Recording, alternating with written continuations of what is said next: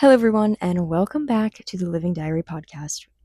I am your host, Skylar, and today I don't actually know how long this podcast episode is going to be, to be real with you. Today we're talking about books. Yeah, books. If you don't like books, this episode is not going to be for you. Go check out my previous video or wait for the next one to come out. That's okay. I will see you later. If you like books or you love books or you want to get back into reading or you want to start reading books, um, these are all of my books that I have physical copies of. I mostly read on my Kindle, but I am kind of back in the groove of getting physical books. So I want to go over the physical books that I have. I'm actually building a bookcase to go behind here. It's a little corner bookcase. It's going to be very cute. That I will have all of my books because this is my little reading nook slash podcast area, and I love it. So today, our little Therapets card, I've already pulled one off camera. And it says, "Look at everything you have survived so far. You weren't defeated then. You won't be defeated now." Thought that was really, really lovely little message. So that's our message for today. Let's get on. Whoa. Let's get on to these books. So I think I'm gonna just talk about the most interesting books that I have. Um, If at any point in time I am reviewing a book and it is definitely 18 plus, I will say this is an 18 plus book. I will say check your trigger warnings. I do love me a good dark romance novel. So I will definitely say that because some of these books, if you are under the age of 18, you should not be reading. You just should not. So, with that being said, let's go ahead and dig into my dark romance books. I don't have many in my physical collection. I do have many on my Kindle. But we will just be talking about my physical book collection today. So, first one is actually the book that got me back into reading after years of just not reading books for whatever reason, which was, if you heard that motorcycle, I'm so sorry, that was very loud, which is Haunting Adeline by H.D. Carlton. One of them fell. Oops. But this book is amazing. It's a thick one. Check the trigger warnings. And all I'm going to say about this little book is that mirror maze, I wouldn't be mad if that happened to me. I wouldn't be mad. And then I also have this book in dark romance, but I haven't read it yet. It's The Silent Patient by Alex. I have no idea how to say their last name. So very sorry. But it's this book.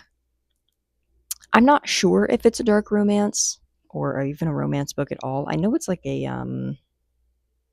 kind of like a thriller. Yeah, it's a thriller. It's a thriller book. I mean, but the dude kind of like falls in love with the patient, right? Kind of a romance book. I don't know. I'll have to read it to find out though. And then I have two books that are in a series. The first one is The Never King. This is book one. This is by Nikki St. Crow. Love the front. Pretty small book. Little nice quick read. Then this is the second one, the dark one. Again, pretty small book. Now, I have not read these books yet. I do not know really what they're about. I like to go into dark romances completely blind sometimes, which is something that you probably shouldn't do, but I don't really have many triggers when it comes to dark romance. So I will read these books blind and be probably happily surprised because I heard a lot of people like those books. Now we are going to go into some books that I have not read yet, but I am going to read because I know they're important to read. The first one is Animal Farm by George Orwell.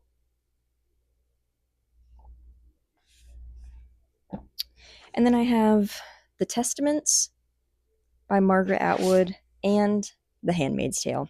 I'm super duper excited to read these books. I have not seen the show, but I do want to see the show as well. But I love reading the books before I watch anything. So I'm definitely going to do that. Here are two kind of like playful romance books. This is Wuthering Heights. Love Wuthering Heights. I just watched the movie. If you have not seen the movie, go watch it. It's great. And then I have Queen Charlotte. Yes, I do. And I loved the book. I loved the show. I love Bridgerton. Those books are so good.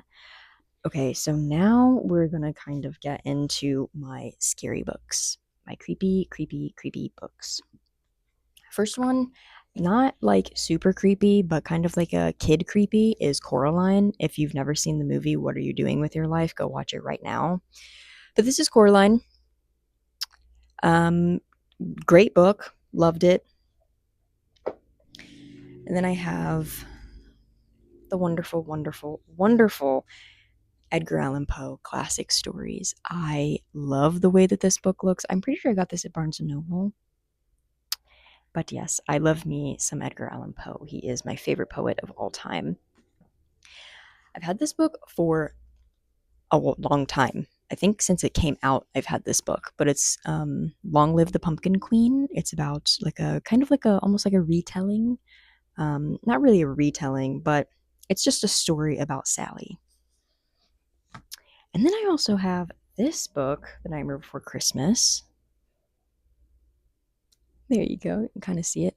My ring light is just any glossy books in the front is just not. I'm gonna have to tilt it away. And then I have this book called Asylum. This is by Madeleine Roux. Last name is Roux. Roux? I don't know. But it was a damn good book. It was good. It was creepy. It was good. I liked it. I bought the second book. The second book is Escape from Asylum. This book was also good and creepy, and I enjoyed it very, very much. I still haven't read this book, The Haunting of Hill House. I've watched this series on Netflix probably more times than I would care to admit. I've at least probably watched it over 5 or 10 times. Have not read the book. The reason why is because I hear from a lot of people that the book is not that good. So I've been putting it off.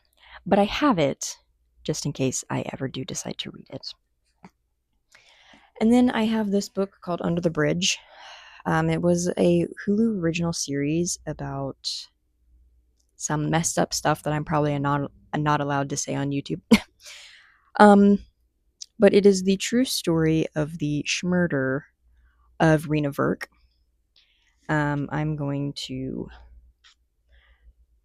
kind of block out the word schmurder. But it's called Under the Bridge. It's by Rebecca Godfrey. Read it if you can stomach it. Look it up. What happened? Watch the YouTube or watch the Hulu series on it. I couldn't finish this book. I don't even remember how far I got into this book, but I literally couldn't finish it because of how disturbed I felt. Like obviously it's a true story, and it broke my heart for this girl, for Rena Verk. It broke my heart. I could not finish this book. I would like to go back at some point and try and read it all the way through, but yeah, just be prepared. That book is messed up, and the things that happen to her are actually horrifying and horrible. Now let's continue, I guess. How do you continue after that? Anyways, this is a book I had to read for my college class last semester, and it is The Hound of the Baskervilles by Arthur Conan Doyle, which is Sherlock Holmes, who writes Sherlock Holmes. This is one of the Sherlock Holmes tales. It is a great book. I actually really liked it. Obviously, hold on, let me pin you guys to my shirt so you can see how much work I had to do with this book. I don't know if you can really even see. Whoa, what? Oh.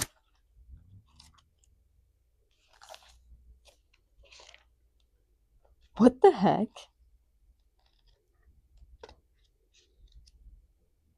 Okay, so here's something really, really weird. I'm pretty sure you can kind of see, I don't even know if you can see that, where I highlighted the shit out of this book, okay? Like every page there was some highlighted parts, and now the highlighted parts, like that you can see some, like they're gone. What kind of magic highlighter did I use to where they just disappeared? I don't know. Anyways, that's kind of awesome, and I kind of like that my highlights just kind of disappeared. Um, that's kind of cool. Anyways, this book was really good. Even if it was for an assignment for school, it was actually a really good read. I liked it a lot, and very small. Now I am going on to my very last pile of books, which is my witchy books. Yeah, um, I do that. I believe in astrology and witchcraft and all of that. I practice witchcraft. You're not cool with that? Leave, I guess. I mean, you don't have to. If you like my content, you can stay. But these are all my witchy books. Let's get to it. If you couldn't tell that I practice witchcraft or like that kind of stuff by my tattoos, I don't really know if you're a very observant person. Um, I have, don't know if you can see, but I have 999 tattooed. Um, all of these tattoos. This is for my husband when we got married. It says, "Not even death shall do us part." Butterfly effect. Then I have some Grim Reapers. And then I have, if you really couldn't tell, this is my witch lady. But yeah, if you couldn't tell, you're not very observant, and that's okay. Honestly, I don't blame you. But here are my witchy books. This is the Book of Astrology, a complete guide to understanding horoscopes. I got this at Five Below. I haven't read it yet. I just got it like 2 days ago. I'm not sure how good it is, but it's here. I'm going to show it just in case anybody else would like to see it. And then I have the Egyptian Book of the Dead. I also got this at Five Below a couple days ago. I have read this book before, not in this format. I've read it on my Kindle, but I wanted a physical copy of it because I really appreciate it. And I have always loved ancient Egypt ever since I was little. It's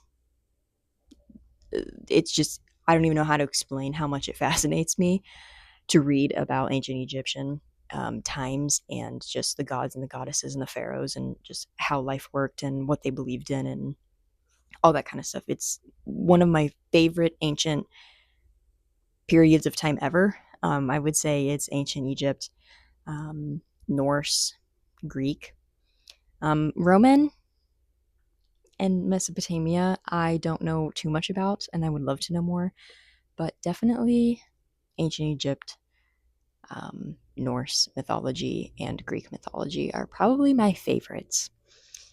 But I got this book. Can't wait to read it again. I have The Green Witch, Your Complete Guide to the Natural Magic of Herbs, Flowers, Essential Oils, and More. I got this off of Amazon. Beautiful book. Like, literally beautiful. I don't even know. Just look at it. It's so pretty. And then I have 2 books by the same author. This one is a new one. I have not read this one yet. I just got it today. This is called We Are All Witches, How Ancient Magic Lives in Our Everyday Rituals and Tradition by Lida Pavlova. Can't wait to read this book. Her first book was so good. This is Small Spells. Softly, your life becomes enchanted. It's literally just tiny little spells that you can do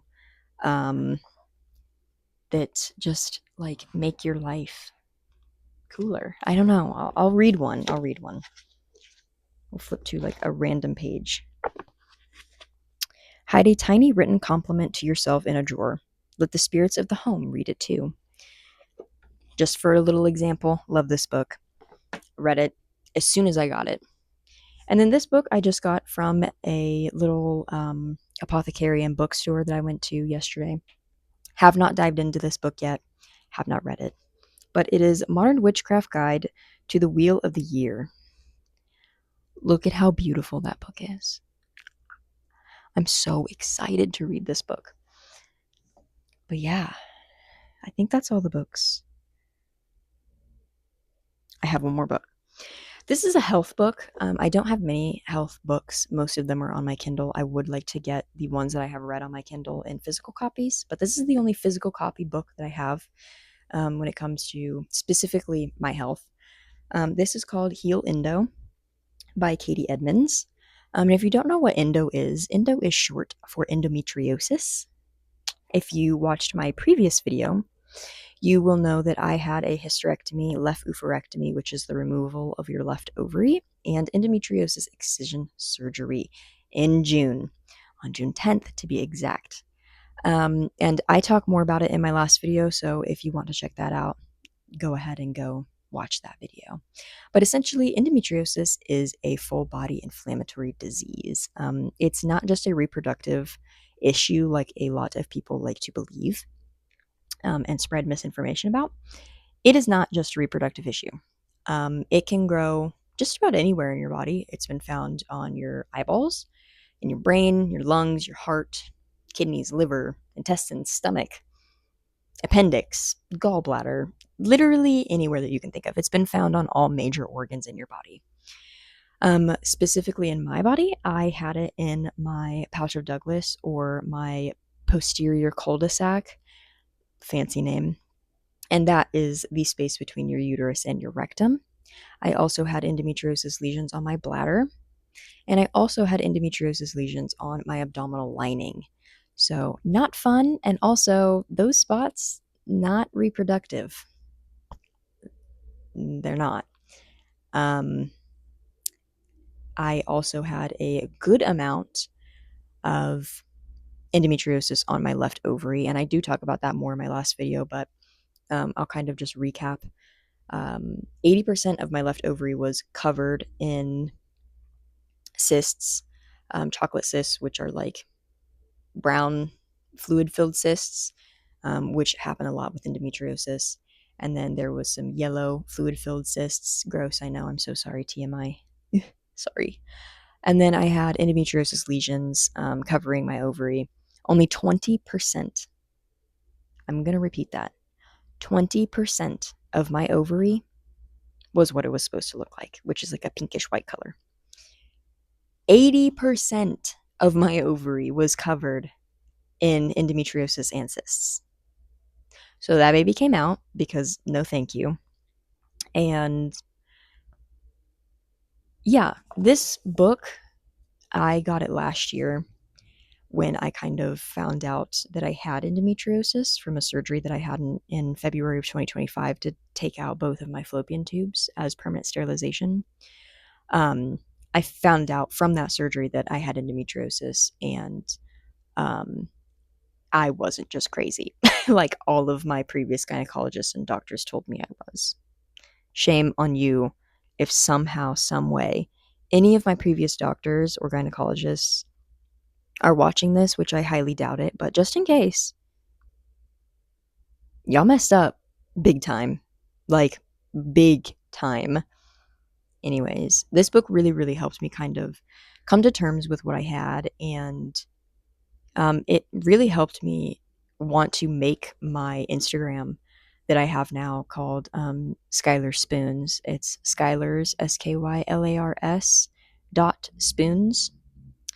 And it really made me want to make that Instagram account and spread awareness about endometriosis and my mental health and my other physical health conditions. I also have POTS, which is postural orthostatic tachycardia syndrome. And I have suspected hypermobile Ehlers-Danlos syndrome. I have suspected fibromyalgia. I have anxiety, depression, ADHD, complex PTSD, and a variety of other mental health conditions. And I talk about them all, and I'm not fearful about talking about them to the internet because, hello, I'm going to die one day, and it's not going to matter. Spreading awareness and making it as normal of a conversation as possible is my wish. I do not want people out there to be insecure about so loud. Why are cars so loud sometimes? I do not want people to be so insecure about their mental health. You don't need to be. You don't need to be. Everyone has something going on. Please don't be insecure. Everyone has something going on in their lives. Even people that say that they're normal, that's not even, what do you mean you think you're normal? You have something going on. Someone has something. And yeah, I don't know. I like talking about it because it doesn't bother me. It doesn't bother me that people know the things that are going on with me, because if I can make one person in the world feel a little bit better, if they have the same thing and they're going through similar things to me, if I can make one person feel like, oh my gosh, I'm not alone, that's all I care about. That's all I care about. I don't care if there's a person out there who's like, why is this girl talking about her mental health conditions or her physical health conditions? That's so gross. That's so stupid. I really do not care. As long as I'm helping someone be less afraid or feel less alone, my job is done. That's all I want to do. But yes, this book, great book. If you have endometriosis, I highly recommend you get this book. It's great. It's an anti-inflammatory approach to healing from endometriosis, and it has so many chapters about just God. It like I don't even know how to explain how good this book is. It's insane. It has like one chapter. I remember it has like how to talk to doctors and how to kind of prepare for doctor's appointments. That was so helpful when I saw my new gynecologist and I told her what was going on. Even though I had proof that I have endometriosis, still, there are some doctors out there who are like, that endometriosis isn't real. And it's like, I have pictures and they're like, it's not real. What is that? It's not real. That's something else going on. Endometriosis isn't real. And it's like, what? What? Okay. You're totally wrong. But yeah, it helped me a lot. This book was great, and I would actually like to read it about once or twice a year just to refresh my memory on it and to think of new things to do with helping my endometriosis maybe slow its progression from coming back super soon, because I don't love the idea that it's going to grow back at some point. But I have been fortunate enough to not have endometriosis pain since my surgery. So I'm very, very grateful for that and very thankful. And my surgeon did an absolutely amazing job, and I love her so much.